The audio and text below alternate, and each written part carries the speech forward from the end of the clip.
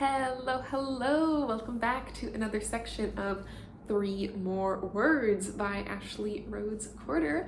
As you can see, I'm in yet another new location because I have moved, this time back to New York City where I was living before, just into a new apartment, and it's a bit echoey, I can tell at the moment, so hopefully that won't disrupt our audio quality too bad. I'm also hoping that the street traffic isn't too noisy.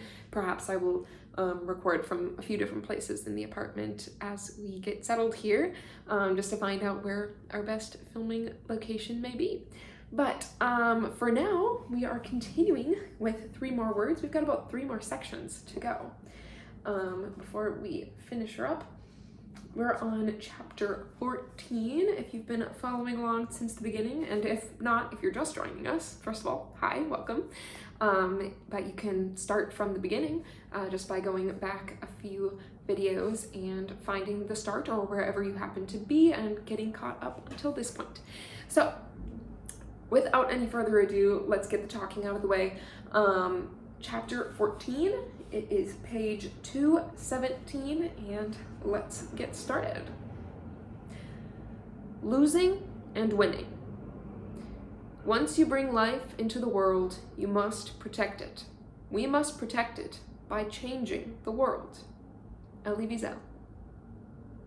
As November approached, I wondered which would come first, the election or the baby. He was due only 2 days after the election, so we did absentee voting just in case. I just don't want to be embarrassed by the election results, I said.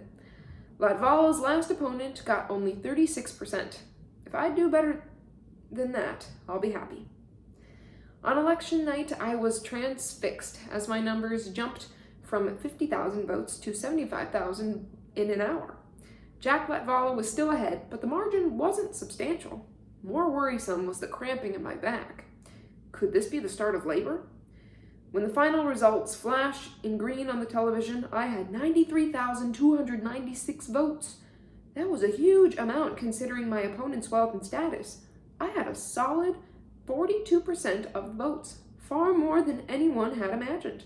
Friends and family called in congratulations. Yes, I had lost, but I had proved that I could be a contender.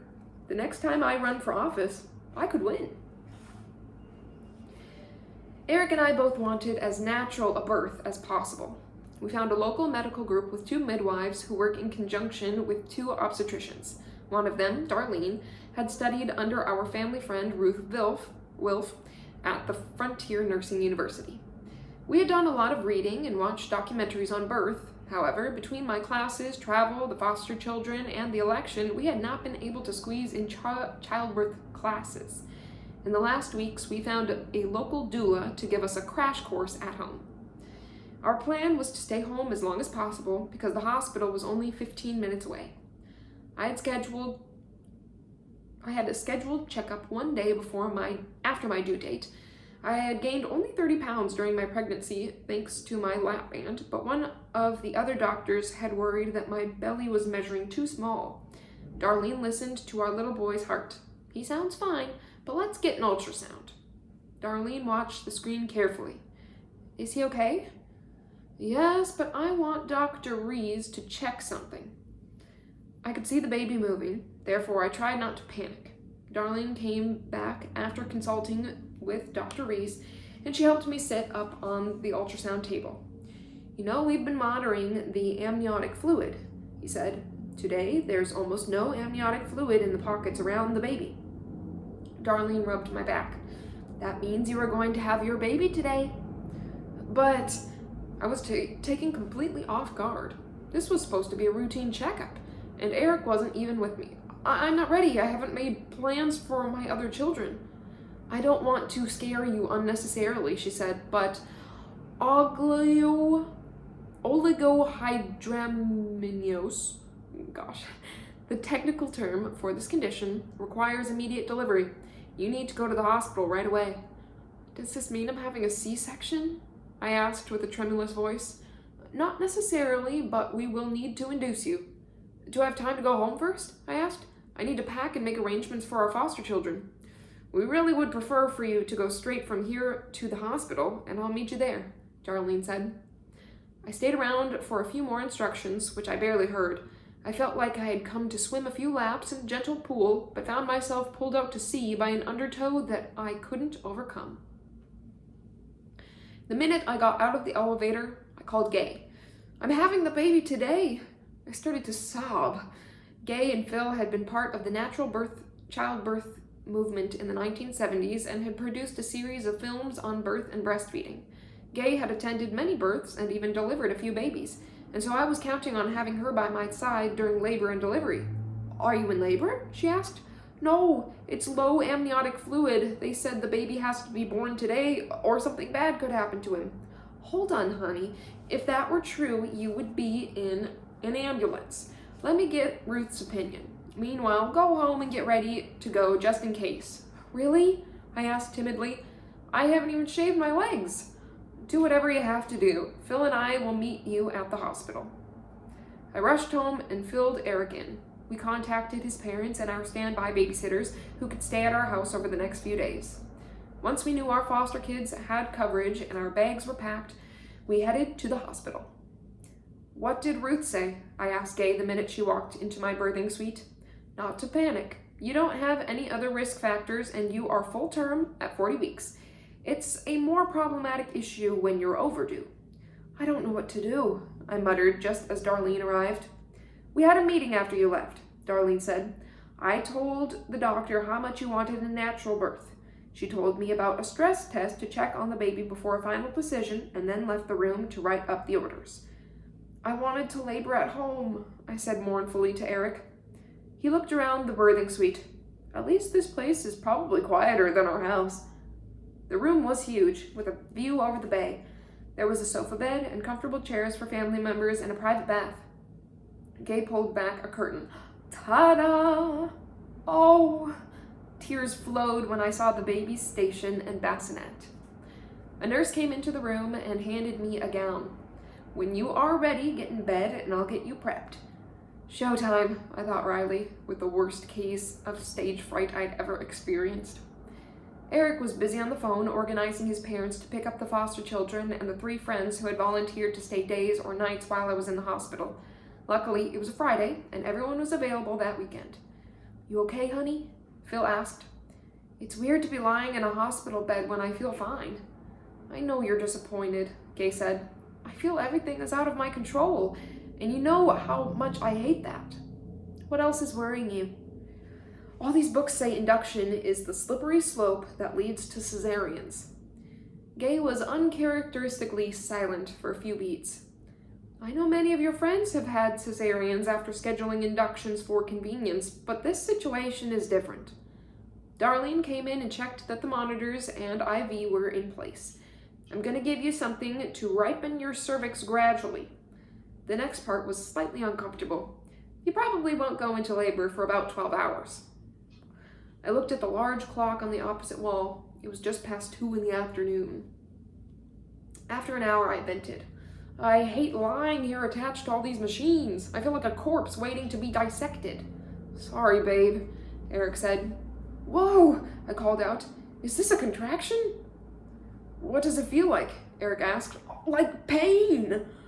The doula said it would be like a wave that builds up and then tapers off. Is that it? I gulped. No, more like being stabbed with a... Don't hold your breath, Eric said, trying to remember the instructions. I took a long breath. That's another one. I thought you were supposed to have more of a break, Eric said, more to Gay than to me. There's a blip on the monitor, Phil said to prove something was really happening. The guys watched the screen while Gay tried to get me into a more comfortable position. Another contraction tumbled over me 5 minutes later. At 4, the nurse came to check my progress. I knew my cervix eventually had to dilate to 10 centimeters. You're at 4, the nurse reported. That's really an excellent start. How's the pain? Manageable. Good job. I felt like a teacher had just commended me. 2 hours later, though, my tolerable contractions turned into cramps that were so torturous I would have confessed to anything to have them end. Eric attempted massages and coached my breathing. Gay handed him an orange. The aroma of citrus is supposed to help with pain, she said. I knocked it out of his hand. Shove it up your nose. Eric had the nerve to laugh. Not funny, I gasped. The contraction's almost over, he said. No, it isn't. Does this help? He rubbed my lower back. No.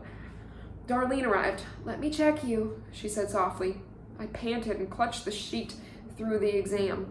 Good progress. You're already 5 centimeters. I can't catch a break. Nothing is happening. Helping.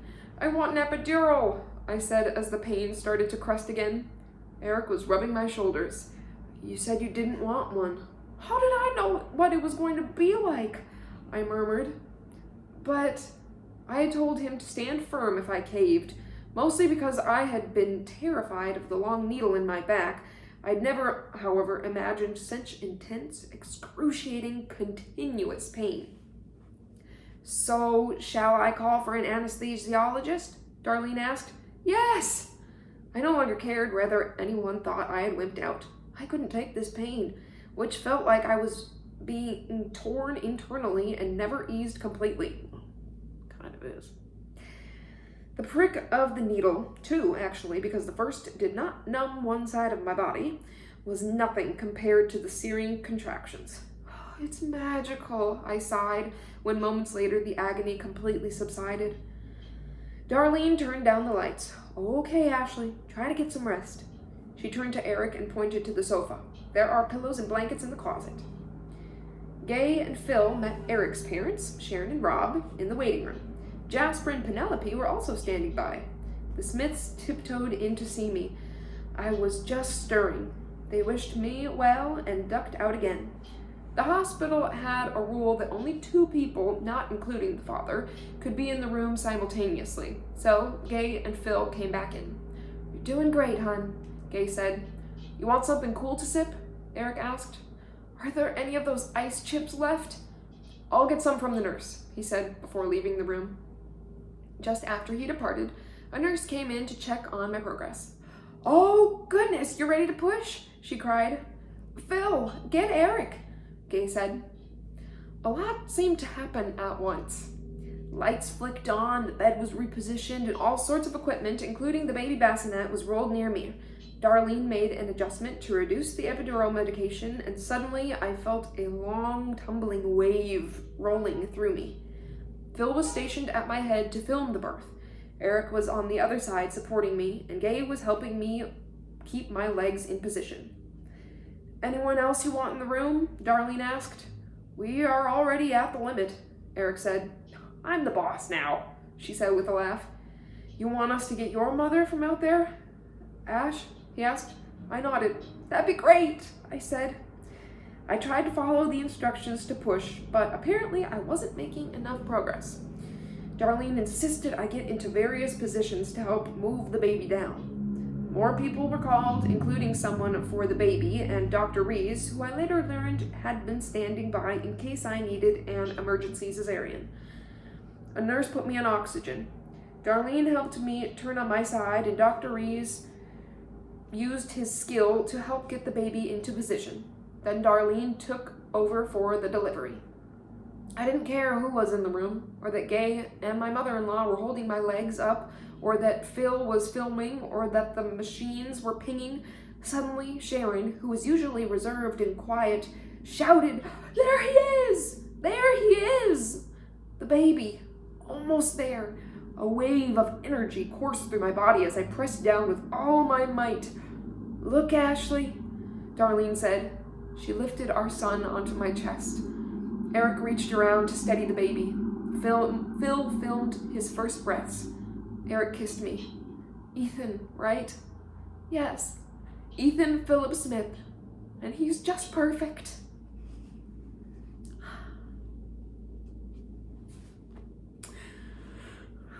That touches me so much. Okay. Page 226, chapter 15. Breaking bonds. There are only 2 lasting bequests we can hope to give our children. One of these is roots, the other wings. Johann Wolfgang von Goethe. The morning after Ethan was born, Eric texted Lorraine and told her she was welcome to visit that afternoon. Gay and Phil arrived early and spent some time holding Ethan and taking pictures of our new family. I didn't expect to still be so sore after the delivery, I confessed to Gay. I have shooting pains when I move, and I can't sit easily. Sounds like you may have broken your tailbone, Gay said. It happens to some women. When Darlene came to check me, she agreed it could be a possibility and prescribed some medication that I could take while breastfeeding. Then Josh and Julia arrived to cuddle their first nephew.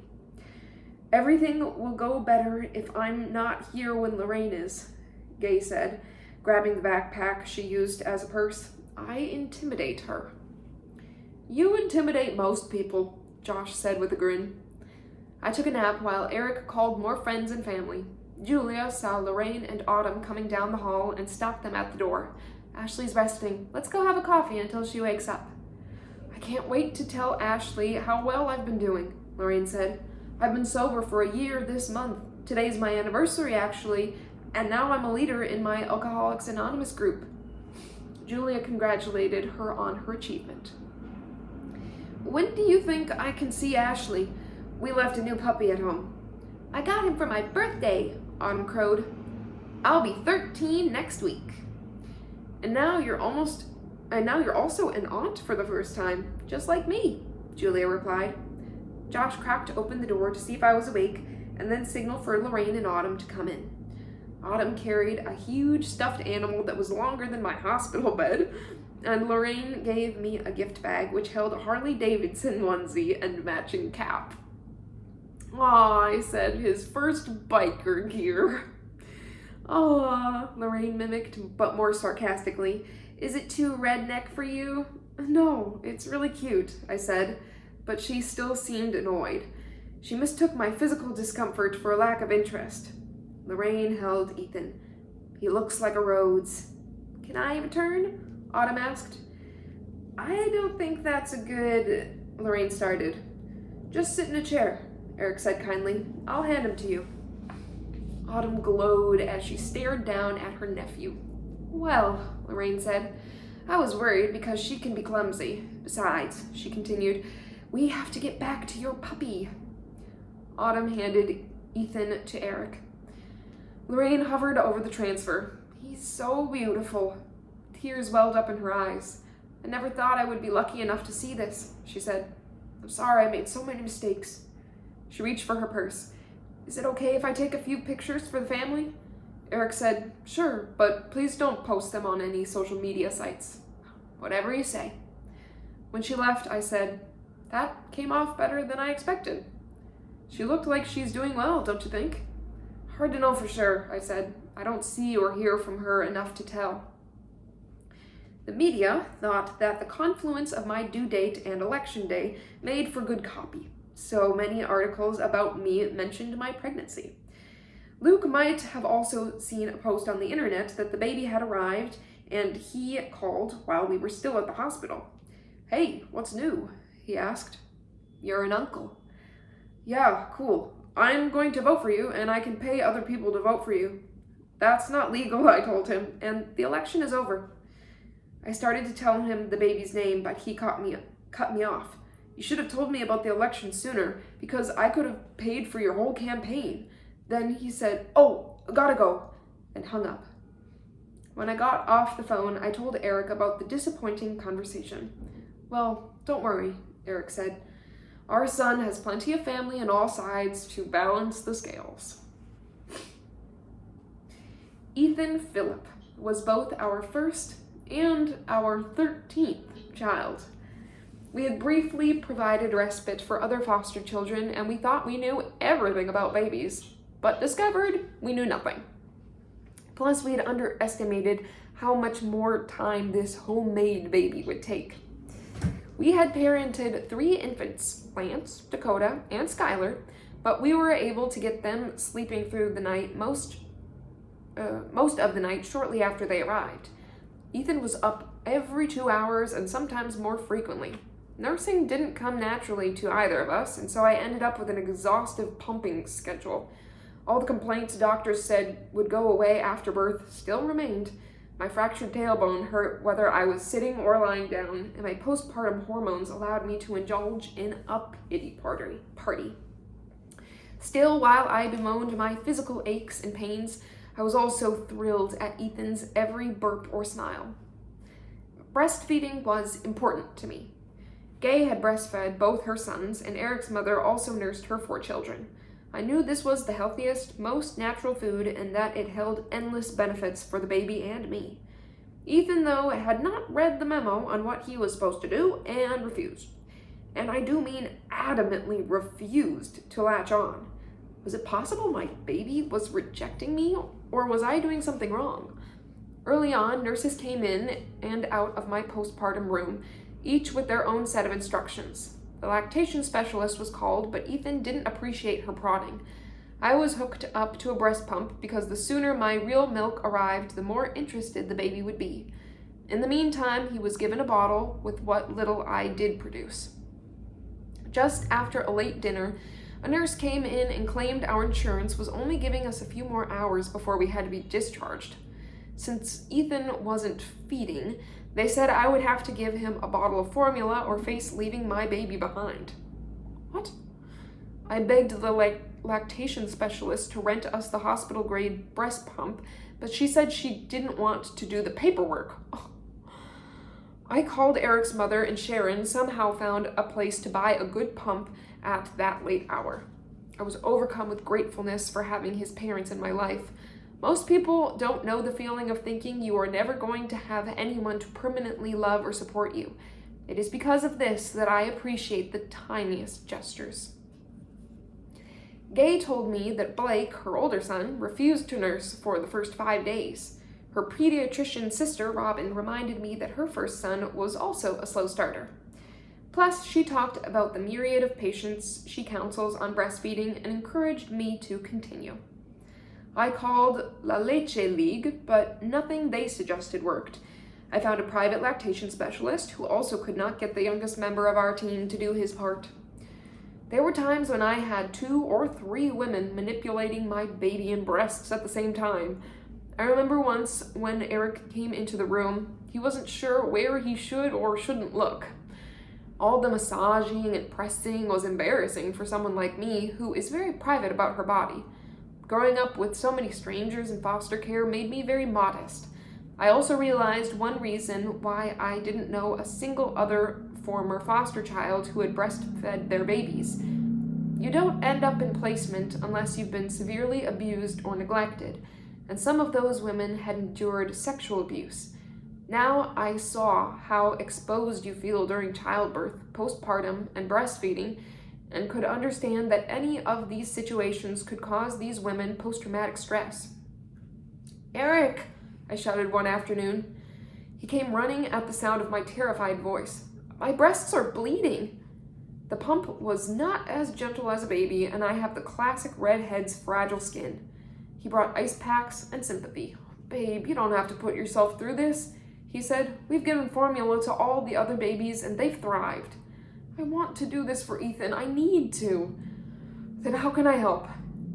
I never stopped trying to interest Ethan in the breast, and will never know exactly why he rejected my attempts adamantly each time.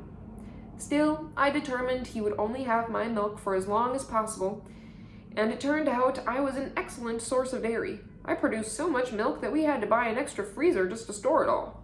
With the excess, I contemplated sharing it with babies who needed milk, but I found that many milk-sharing programs are complicated and controversial. Ethan was also consuming more and more, and I did not want to deprive him of a single precious drop that I worked so hard to produce. Trying to breastfeed was one of the most emotionally painful and anxiety-producing experiences of my life. Travel made my commitment to nursing even harder. I had to go through additional security lines to have my stored milk and pumping equipment examined. Delays in the air or in traffic that ruined my pumping schedule caused physical pain and embarrassing leaks. Airport and hotel bathrooms are not set up for pumping or nursing women, but I had no other choice.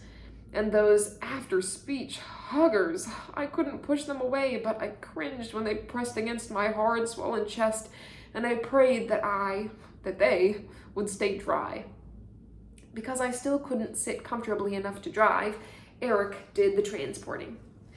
Ethan was home with us, and the boys went to one daycare near our house. After Lillian was expelled for biting, she had to be taken to a therapeutic in-home provider 20 minutes away. The school also threatened to expel Denver, who didn't hurt other children, but was sometimes impossible to soothe. One moment he would be playing happily, and then darkness descended like an eclipse and his features crumpled. Overwhelmed by whatever memories or feelings flashed through his mind, he would fall to the floor in a heap. This was not a tantrum brought on because he wasn't getting his way, and no amount of cajoling or kindness helped. I thought it was more like an emotional seizure that had to take its course.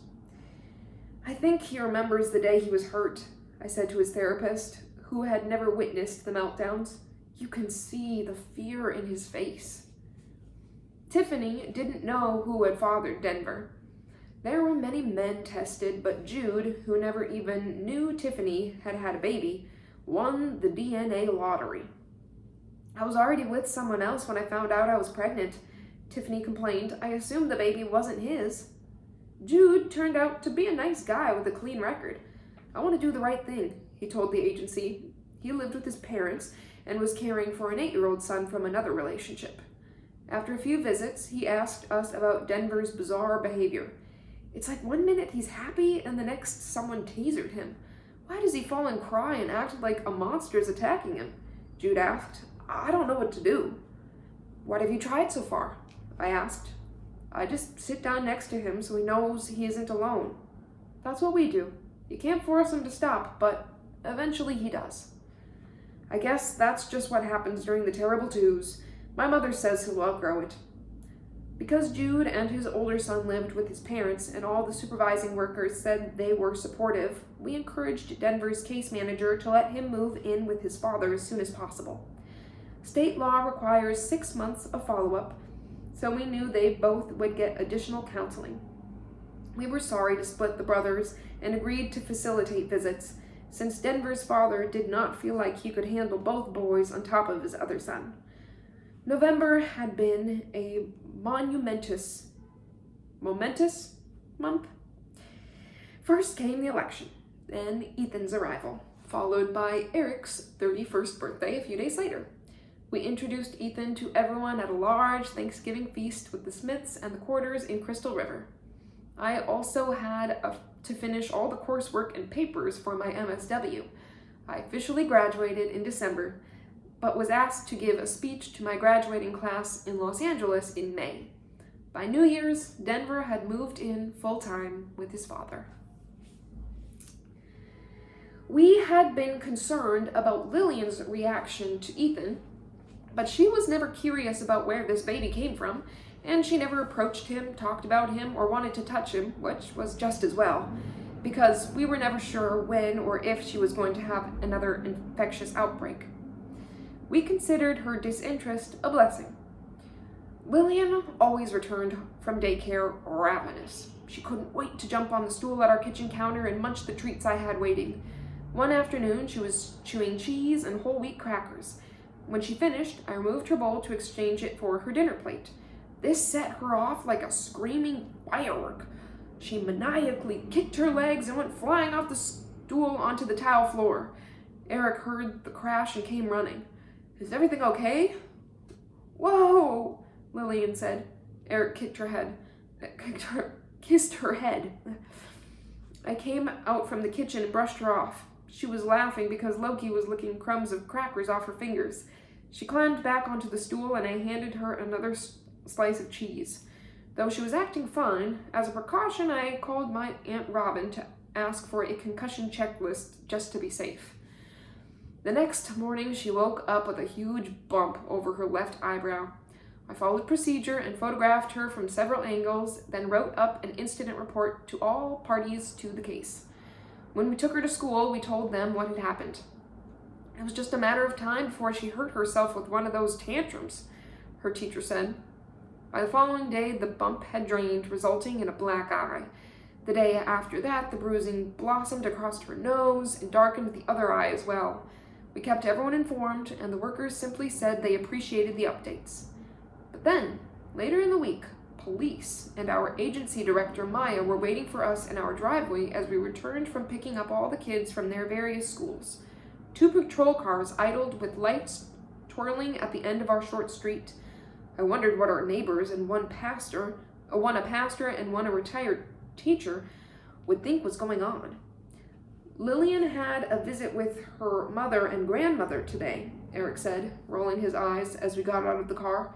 They are so hostile, I almost expected something like this. Hi, Eric and Ashley, Maya said with false cheer. I wanted to be here for you, since we were notified that an abuse report had been called in for Lillian. We sent everyone documentation and photos days ago, and no one has said anything to us, I said stiffly. I know, but the reporter claims that when Lillian was asked what happened, she said, Mommy Ashley pushed me. After the questioning by forensics, the police, and the child protection investigators, my anxiety went from 0 to 100, as if someone had hit a strongman tester at a carnival. When the house finally cleared, I fell backward onto our bed. Ethan was snoozing in the mini crib nearby.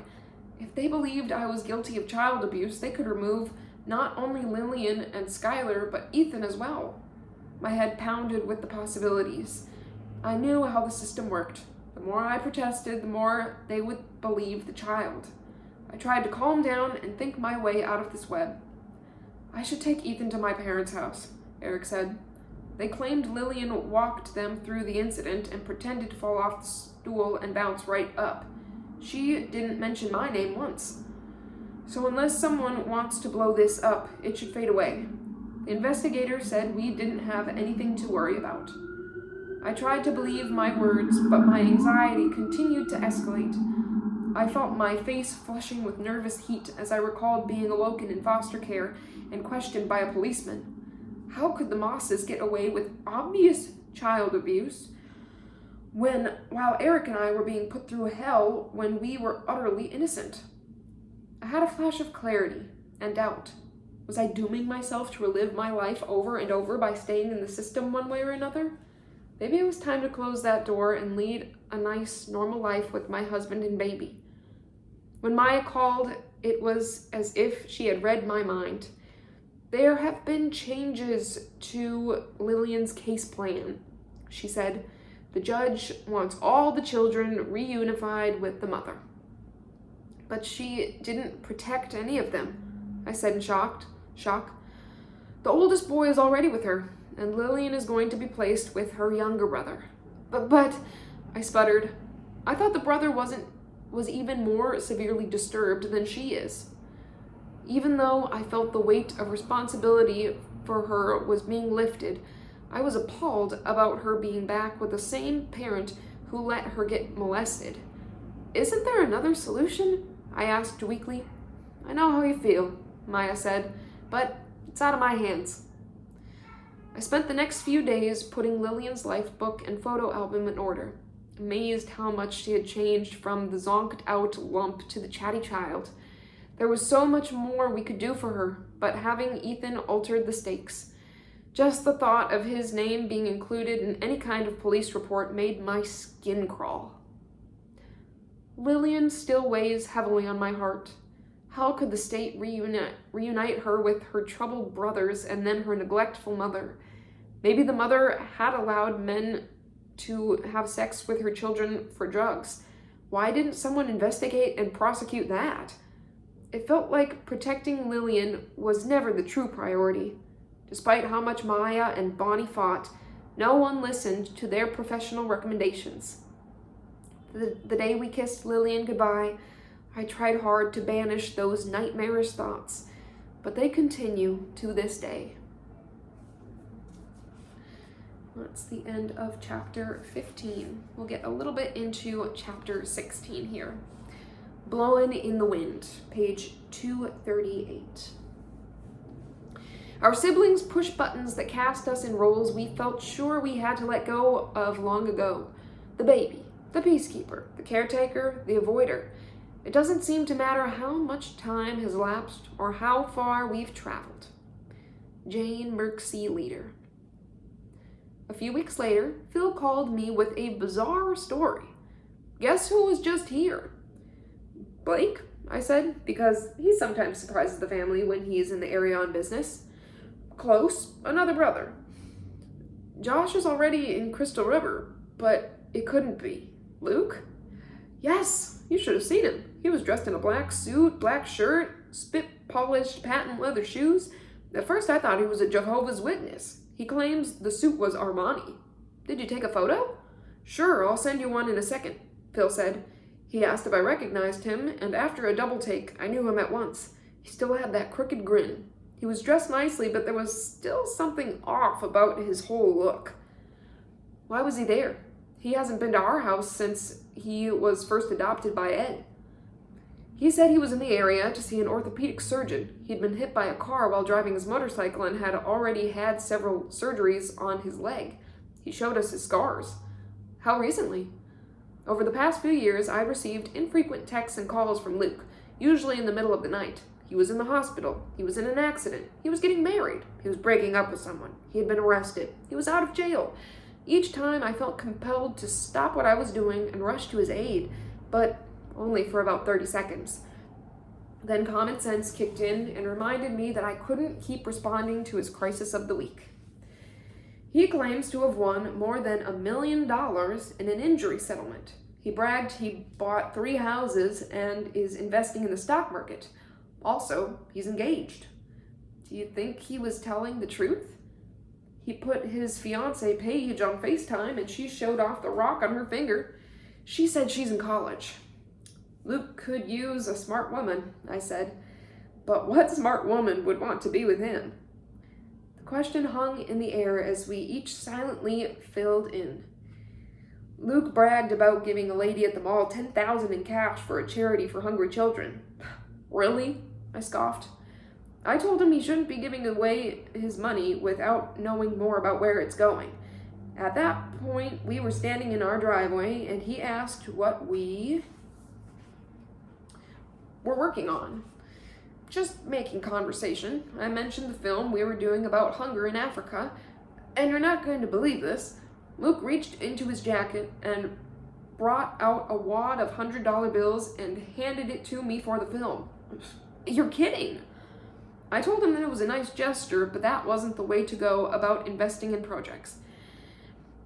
Phil started to laugh. Then he tried to force me to take the money. I pushed the roll of bills back at him, but it was windy and loose bills began to fly around. You should have seen me running around the driveway picking up the hundreds while he stood there laughing. He's literally trying to buy love with cash. He gave Paige a Lexus convertible and paid off her parents' mortgage, or so he said. So, why did he visit? It's all about you, of course. He asked why you avoid him. Gay said it's because every time you try to reach out, it ends up being a painful experience for you. That's true, I laughed. Maybe he should be spending a little of that money in therapy. Autumn had friended me on social media. I enjoyed her selfies with her dog, friends, and even Lorraine. One day she wrote, "Going to see my brother in the hospital."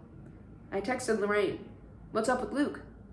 She replied that he had been run over by a car and mentioned where he was. "He's okay," she wrote, "but he's lonely. He needs us." I was surprised by Lorraine's empathy and that they were even in touch. My brother still blamed her for everything and anything. A cloak of guilt also settled on my shoulders. "Maybe we should go. It sounds like he's at rock bottom," I said to Eric. "And he's never met Ethan." When we walked into Luke's hospital room, he began to sob as though he were grieving over a freshly covered grave. "I've lost everything I've ever loved," he wailed. "Paige left, taking the car, the ring, cost 20 G's. When I chased after her, she ran me over."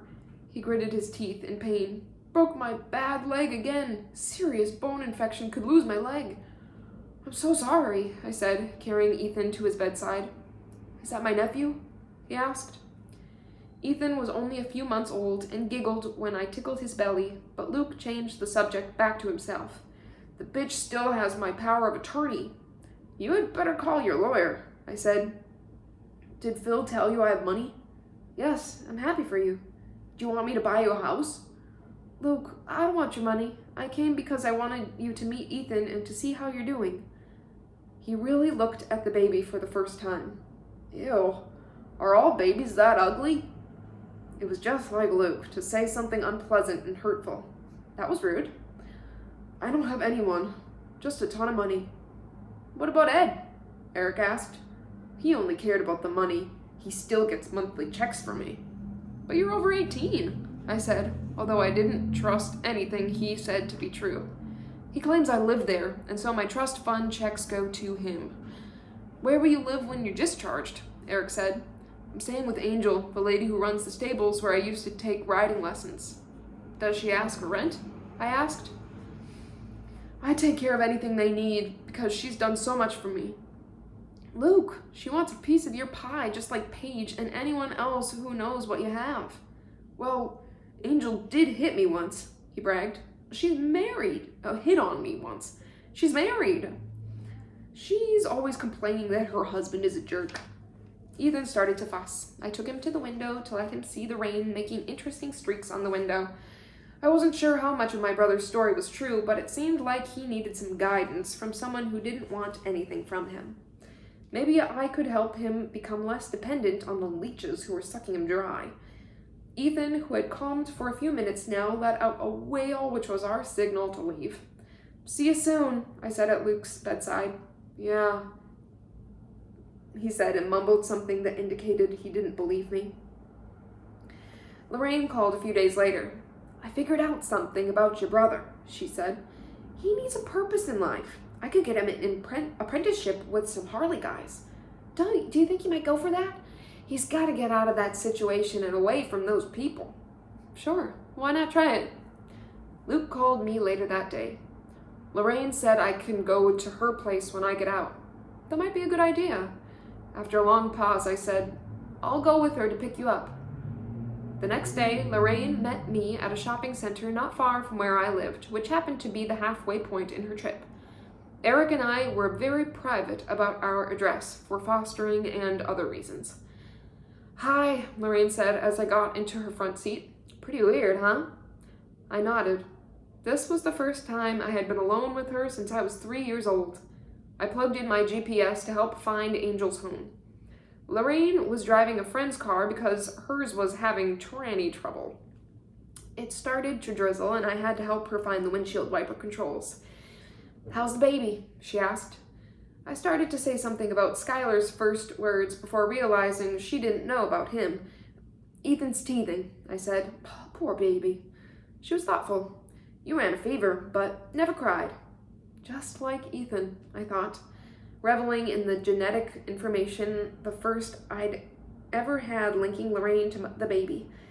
I was about to say, what about Luke, when I realized he had not lived with her long enough for her to see his first tooth. Angel's driveway was jammed with 2 new pickup trucks and 3 motorcycles. I wondered whether any or all had been purchased by Luke. The interior was filled with the most expensive rooms-to-go furniture, which also spilled into the garage and back patio. I've moved all my stuff here, Luke explained.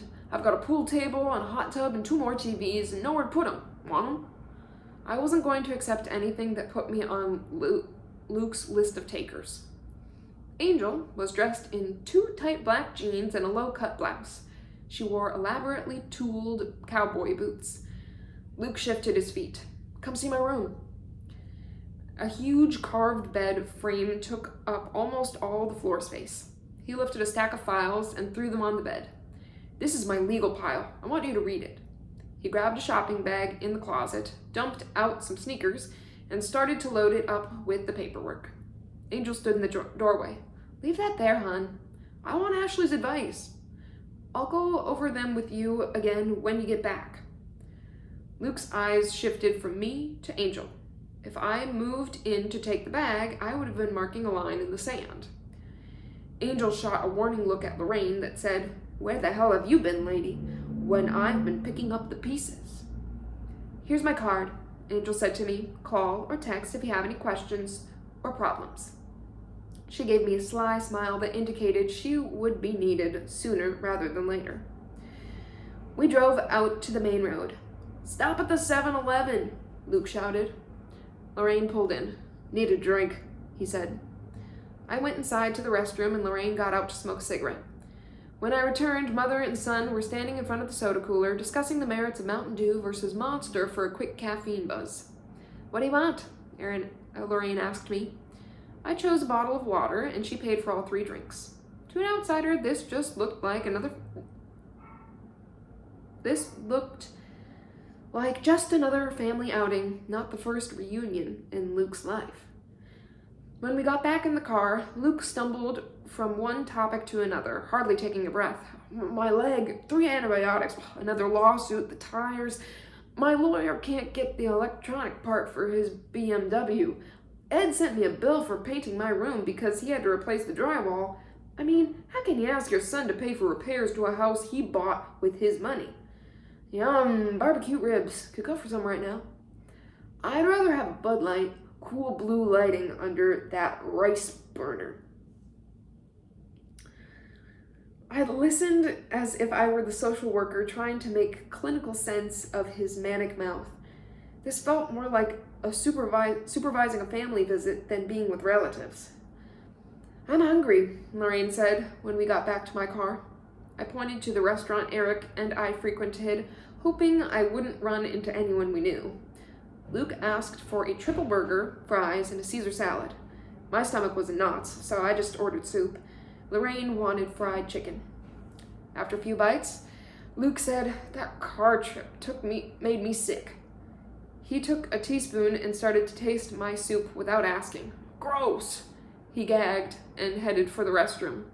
He returned and inhaled his sandwich. "Better," he said. Looking droopy-eyed. "My leg, the pain." He took out a tiny aluminum tube that was attached to a keyring. "I'm sorry," Lorraine said. "We'll get you feeling better and back on your feet." Luke's eyes locked with hers. "They're connecting," I thought happily. Maybe something good might come out of this after all. "You coming to Lorraine's house?" Luke asked me. "Well," I felt as if I was a good buffer between the two. "I have to check with Eric and would need to go home and pack a bag. I'll be a few hours behind you." I paid the tab and stood up. "I'm leading AA tonight," Lorraine said when we got outside. "Why don't you just come straight to the meeting?" Luke spun around and started vomiting in the bushes alongside the restaurant. People dining on the patio looked on with disgust. Lorraine pulled me aside. "He's detoxing from something. He was chain smoking at the gas station, but he tried to hide it from you and told me not to say anything." I thought, but didn't say, you would know. Also, Angel is an addict too. I think he scores for her and she's dependent on him, which is why he's there. She said she couldn't work right now because she had shoulder surgery. They're probably all just sharing her pain meds. Whoa, I thought, what den of vipers am I walking into? Those people are just using him like everyone else, and probably none of them are clean. Lorraine said, "We need to get him into treatment." And that is where we will stop for today at the page break on the bottom of 246. Picking up next time on 247, we're in chapter 16. Hope you enjoyed this section. 3 more words. I hope that the sound quality was okay. I'll definitely, listen back, but I'm not gonna re-record it because it's, we're like 50 minutes in here. So if it's not the best, I'll find a different location for our following sections, but hope you enjoyed it and I'll see you next time. Bye.